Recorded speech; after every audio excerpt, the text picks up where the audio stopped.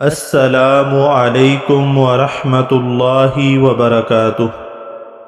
سیدنا انس رضی اللہ تعالی عنہ بیان کرتے ہیں کہ نبی کل کائنات صلی اللہ علیہ وسلم نے ارشاد فرمایا، اِنَّ لِلَّهِ اَهْلِينَ مِنَ النَّاسِ، بے شک لوگوں میں سے کچھ لوگ اللہ تعالیٰ کے خاص بندے ہیں۔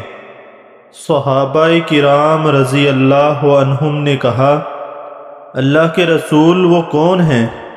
آپ صلی اللہ علیہ وسلم نے فرمایا، ہم اہل القرآن اہل اللہ و خاصتہ، قرآن پڑھنے اور اس پر عمل کرنے والے اللہ تعالیٰ کے دوست اور اس کے خاص بندے ہیں۔